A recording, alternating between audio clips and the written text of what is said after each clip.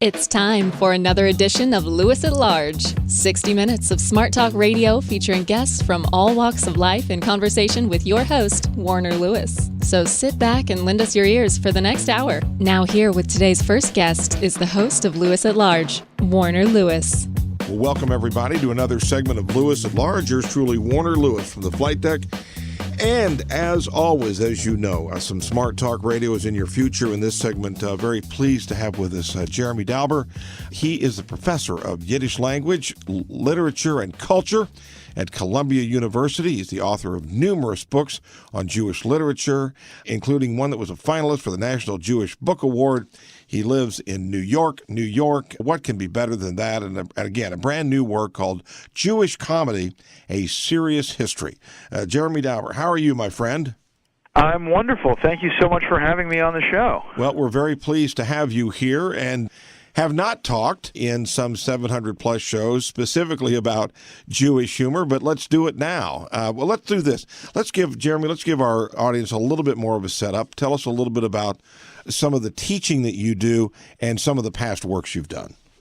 I'd love to do that. Thank you. I've been teaching at Columbia now for almost 20 years, and I've mostly been teaching about Jewish literature of all sorts of kinds, and in different languages that Jews have written in through sort of the centuries. But one of the courses that was always the most fun for me to teach, and I think the most fun for the students, was to teach about Jewish humor and Jewish comedy through the ages, to suggest that there was this tradition of Jewish humor. It wasn't just an American thing, although, of course, the American Jewish experience has had a lot of great comic masterpieces that have come out of it.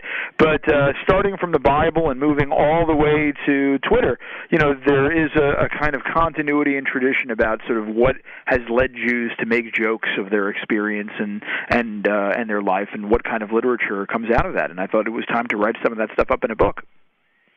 What is it, fair, unfair, or reality? The long history of the Jewish faith involved in writing not only literature, but also obviously plays, television works, movies, scripts, et cetera, et cetera. Is that a fair stereotype there, or help us with that? Well, I think that, Jews have spent a lot of time reflecting, as all sorts of cultures do, but on the nature of their experience. And, it's this very long history, a history that a lot of it has been spent in the diaspora, sort of wandering as a minority culture in different kinds of places. And also a history that's been inextricably tied with religious belief, belief in a God, belief in a covenant with that God that's led to a kind of chosenness, or a belief in a kind of chosen people, and a people who are not peculiarly maybe, but who are very distinctly interested in books, not only the good book of the Bible, but books in general. And all of that has turned into particularly fertile ground for a kind of literary sensibility.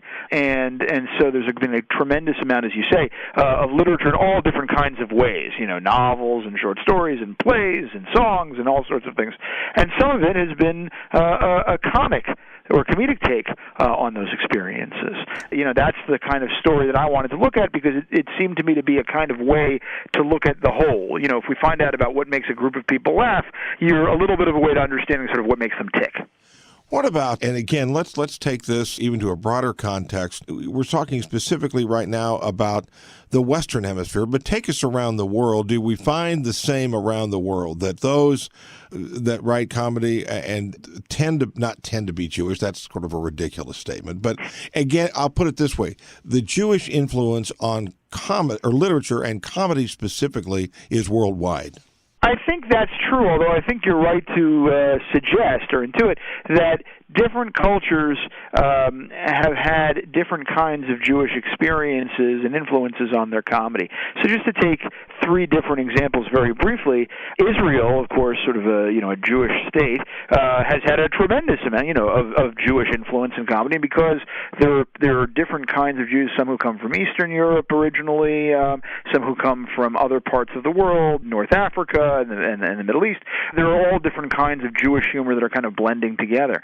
In America, the vast majority of Jewish people who were involved in sort of creating, a lot of the mass culture that we see in America today, movies and television and of course stand-up comedy, they were from a kind of Yiddish-speaking Eastern European Jewish background by and large. So there's a very specific tinge there. And then in a place like England, where kind of the levers of comedy institutions were sort of very centrally controlled. You went to Oxford or Cambridge, and then you got a job at the BBC.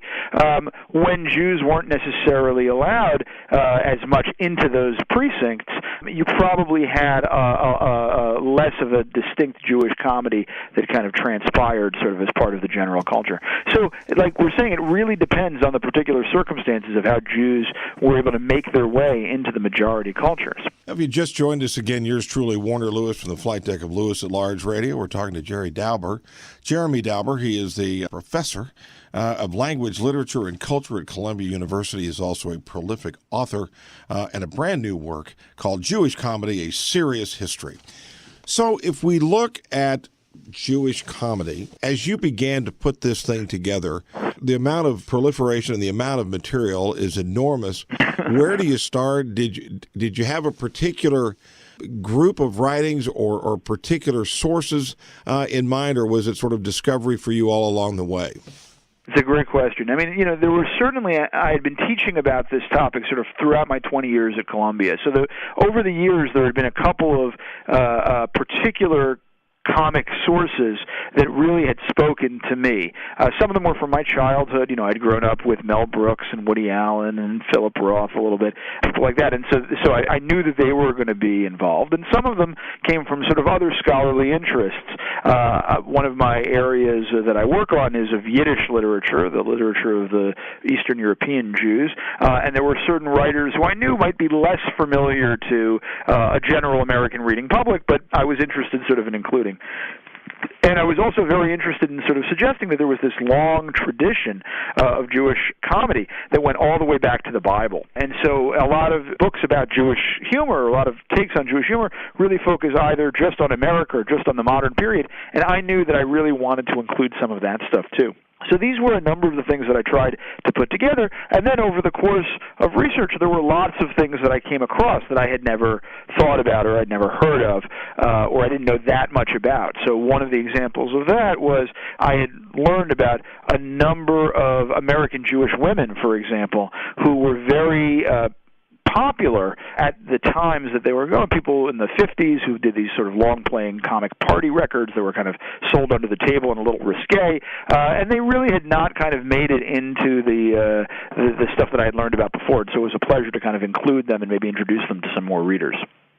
How, and again, you're a professor of Yiddish language. When you talk to associates and your peers across the country, teaching the same thing at some level, do you believe they also, that comedy is an inexorable part of what they teach, or is it something that's a focus the way it might be with you, or is it to a lesser or greater degree maybe? It's a good question. I think it depends, of course, on the individual colleague, but a lot of teachers now of sort of Jewish literature, culture, or even sort of just modern European or American culture at large, they understand both that not only do the students gravitate to material that's kind of a little lighter and a little bit more fun, but also it's a way, of the best works of comic art of getting the serious stuff across too. So, great works of satire or great works of parody, they can tell you a lot about sort of the institutional culture, about the political culture. So comedy's a great way of teaching and of learning. So other colleagues of mine are often very interested, even if their area of expertise isn't comedy or comic literature or even literature. They're interested in using some of this stuff in order to help the students learn greater points about kind of the general historical or cultural milieu. Your book is Jewish Comedy. Could it also have been Jews and the Arts? Could you have expanded it out to, for an example, Steven Spielberg has done some comedy, but primarily is a pretty serious director with some real depth. There are other writers, obviously, that not necessarily focus on comedy, but there's certainly Jewish expression in the fine arts. Is that fair?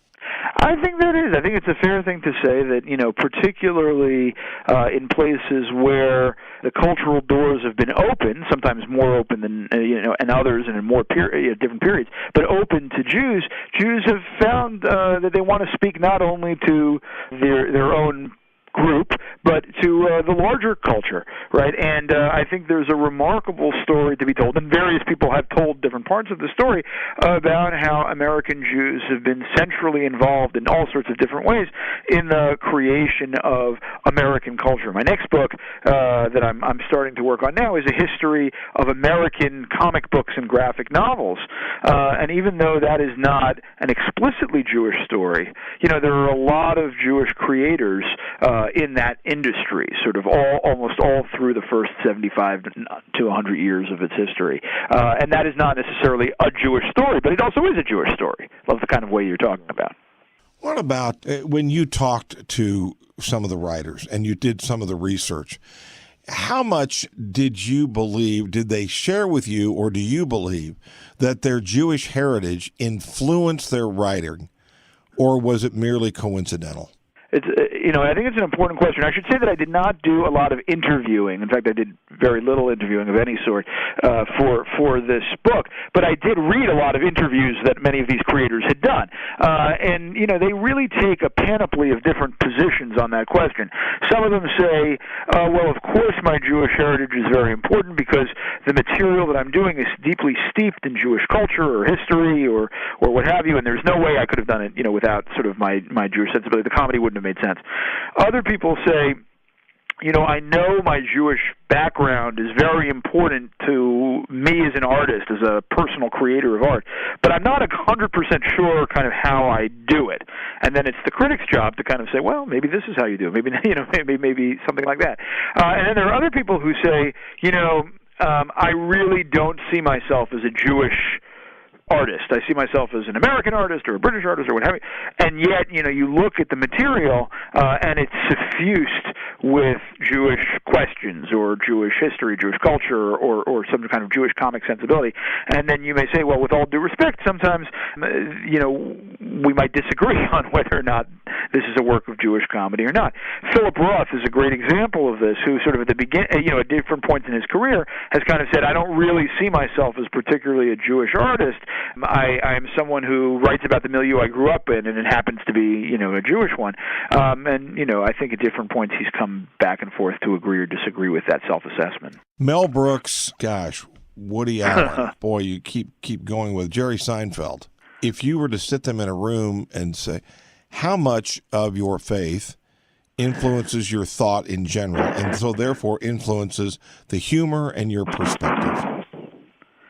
Well, I think that, it's an interesting question because, I think they might all zero in on that word faith, because all the people who you talked about, right, they're not as far as I know at least, they're not practicing religious members of the Jewish religion or the Jewish tribe, so to speak, right? They don't necessarily observe the Sabbath or only eat kosher food or something like that.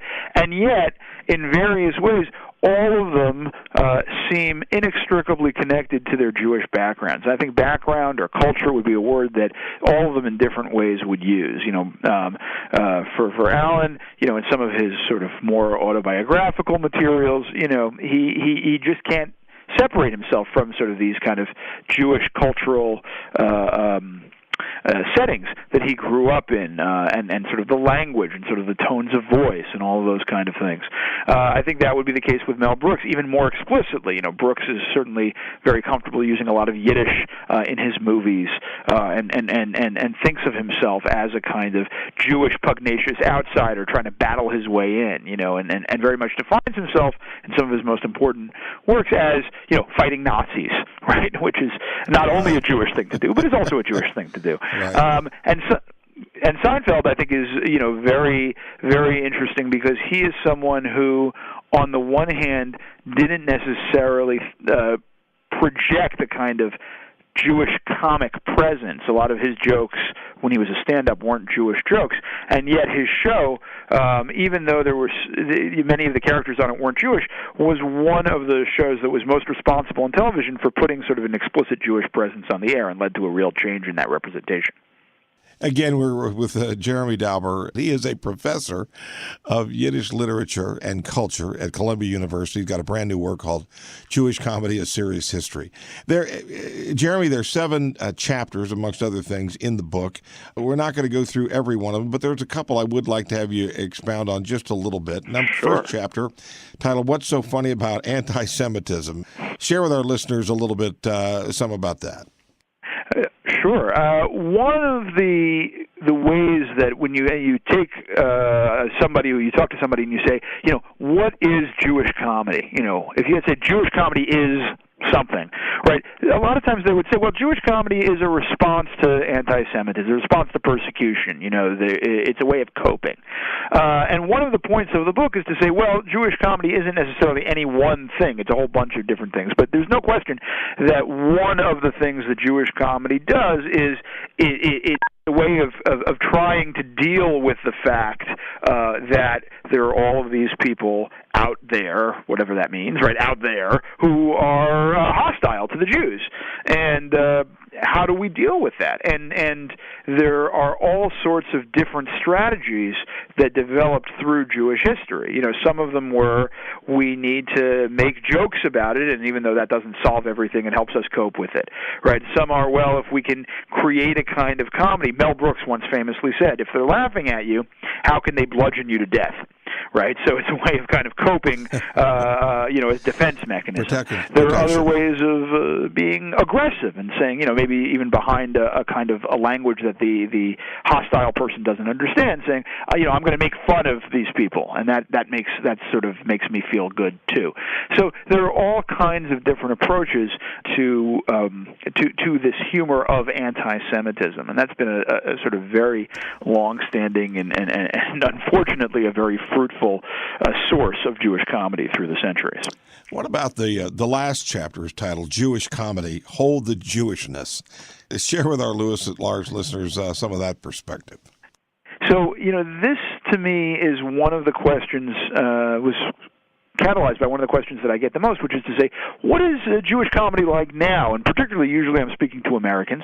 And in America, even with some of the unfortunate spike in anti-Semitic incidents that have happened in 2017, America is a remarkably welcoming place to the Jewish people, right? It's been a remarkably open-armed, sort of welcoming place. And the question is, what happens when Jews become so acculturated into a general society, like the American society, that there really isn't some of this anti-Semitism that previous generations have been talking about. There is a kind of almost a detachment from some of the most basic aspects of Jewish identity in the past, whether it's religious observance or living within a Jewish community. And yet, many of these comedians feel that somehow, this gets back to an earlier question you had, they feel somehow that they're Jewish, right? They feel nonetheless that they're Jewish. But the question is, well, what does that consist of? And that is something that a lot of comedians are trying to deal with. And one of the points I make in this chapter is that actually it's not a new question. Jews have been writing comedy about that question for many centuries, sort of almost since the very beginning. Well, as you look back on this, how comprehensive do you feel it is? Of course, I guess maybe you really could never really know that. And B, did it inspire you to take the subject further, or do you feel like you pretty much touched on what you needed to cover? Well, that's a great question. I think that the answer to comprehensiveness is, there's no way that it could be comprehensive, certainly within sort of being the length of a fun, exciting, readable book that I hope all your listeners run out and buy.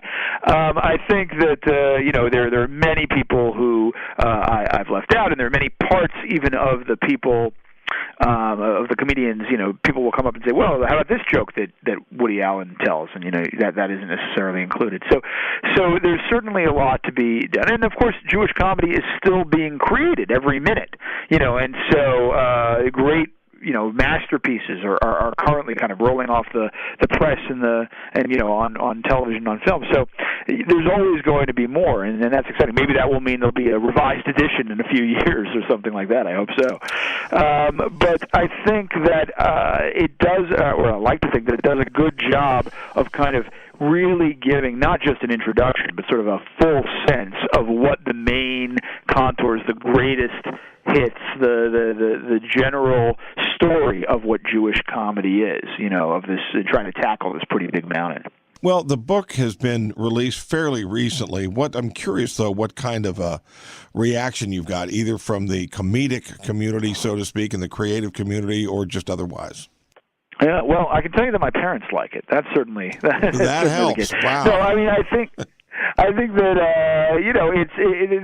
the reviews have so far been, I think, both very positive, which has been very gratifying, and also they've been very thoughtful. Have been saying, what do we think about the arguments about whether or not Jewish comedy is long-lasting, and everyone seems to kind of agree about that, and whether, what its future is going to be. And people have had very interesting takes on that question.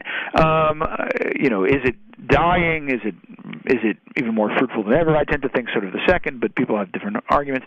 So far, I think, as you say, it's been recently released. So far, I haven't been able really to get it into the hands of some of the people who were mentioned in it. I sort of have this both dream and nightmare. There's a famous scene in the Woody Allen movie where he brings out someone to chastise an intellectual who's been sort of expostulating, and the person says, "You have no idea of my work. You fundamentally misunderstood it." And I'm sure that some of the critics will be like, "Well, that's not what I'm doing at all." So I hope there'll be, I hope the responses by the creative types will be more generous than that. But I'd be happy if they noticed it one way or the other. That was a great scene, I think, with Marshall McLuhan, wasn't it? Marshall McLuhan, exactly. That is exactly it, Marshall McLuhan. Well, again, the work is Jewish Comedy, A Serious History by Jeremy Dauber, again, professor of Jewish or Yiddish literature and culture at Columbia University. Jeremy, probably know this, but how can our listeners pick up a copy of this work, some of the other stuff you've done, and maybe find out a little bit more about some of the writings and work that you do? Well, that's a great question. Certainly the book is available on various websites, on Amazon, on BarnesandNoble.com. It's available in local bookstores, and you can check out sort of more about some of the work that I've done and some reviews of it also on my website, which is jeremydauber.com. All right. Well, listen, thanks for spending some time with us today. Good luck with the new project, and when you're done, let's get you on here again. I would love that. Thank you so much for having me again. You bet. We'll be back with more right after this on Lewis at Large. This is Katie Terry with Call of Duty Pet Waste Removal. You're at work, running errands, or away on business. Well, your dog does their business too, most times in your yard. For quick, expert cleanup of those special presents your dog left behind, call Call of Duty, 764-7224. We do all the cleanup for you on a one-time or on an ongoing basis. So when your dog does their business in your yard, call our business, Call of Duty, 764-7224, or visit our website, callofdutypetwasteremoval.com. Again, that's callofdutypetwasteremoval.com.